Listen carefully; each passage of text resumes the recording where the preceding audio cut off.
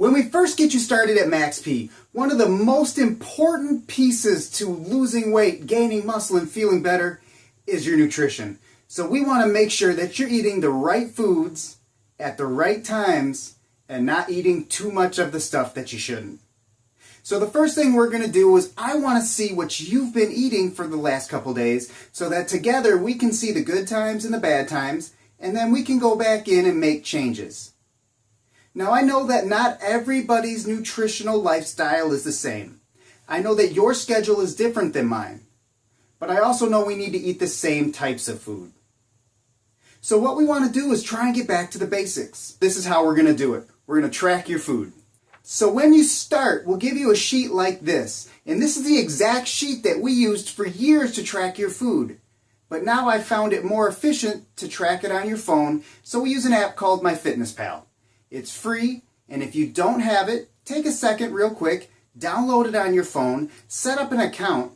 But when you set up your account, make sure that you don't set it up with Facebook.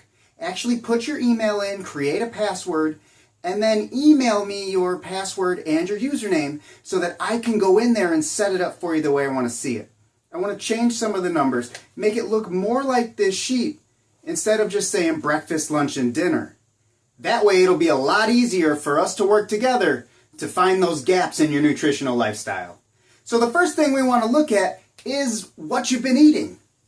So the things I want to pay attention to is your fat, sugar, carbs, and protein.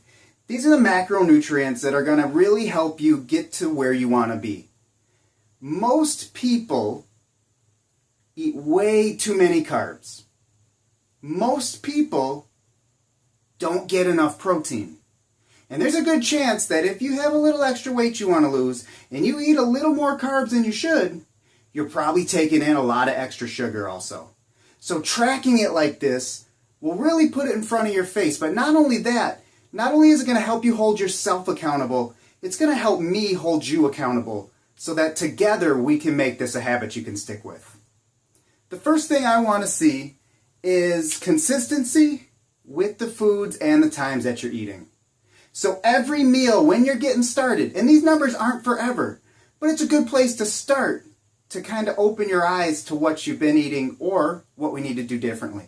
So if every meal you can keep under 10 grams of fat, lower sugar the better. I know 0 is going to be tough, but shoot for as low as possible. Under or right around 20 carbs per meal and 20 or more grams of protein. So like I said, most people when they start have way too many carbs and way not enough protein. And that's understandable because carbs are quick, cheap, and easy. So if you've had a long, busy day and you come home and you don't have any food made or anything left over from yesterday, there's a really good chance that carbs are going to be your go-to. Because protein, usually from some source of meat or eggs or maybe a protein supplement, it's going to require a little extra work. You're going to have it. You're going to have to cook it. So there's a good chance that if you didn't plan ahead to go to the store and buy something, you might have some fish or chicken at home in the freezer, but that's frozen. That just adds more steps to making this something that you can stick with. So these numbers right here are going to be the ones that we're going to pay attention to. Notice calories aren't on there. We're not going to just look at calories. But coincidentally, if you eat within these numbers, there's a pretty good chance that your calories are going to fall right into place. So when I go in and set up your MyFitnessPal, the few things I'm going to change are the way it looks with the meal structure. Right now it says breakfast, lunch, and dinner, and then it groups all your snacks down here at the bottom. But I want to see where those extra meals fall into play. So I'm going to change the way it looks. I'm going to make it say meal 1, meal 2, meal 3, meal 4, meal 5, and bedtime protein. So this is ideally what we want to see. Pretty much the same structure. Breakfast, lunch, dinner, with something in between. But what we want to do is change those old snacks into complete meals. And the only difference between a snack and a meal is a snack doesn't have all the nutrition that your body wants. So all we're going to do is add a little bit to that snack. Now your body's going to be a lot happier and you'll be hitting these numbers more consistently. So you're going to recover from your workouts faster. You're going to burn more fat and more calories just by eating more consistently and ultimately have more energy, get to where you want to be sooner. The other thing I'm going to change in MyFitnessPal is these numbers. I'm going to change the total calorie breakdown and the way it's structured.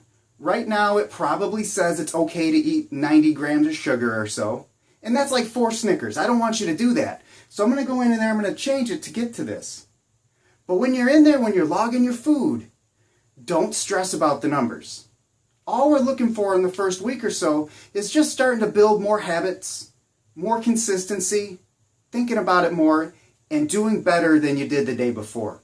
If you do a little better every day and every day and every day, you're going to get there. You're going to build some habits, and you're not going to kill yourself while you're doing it.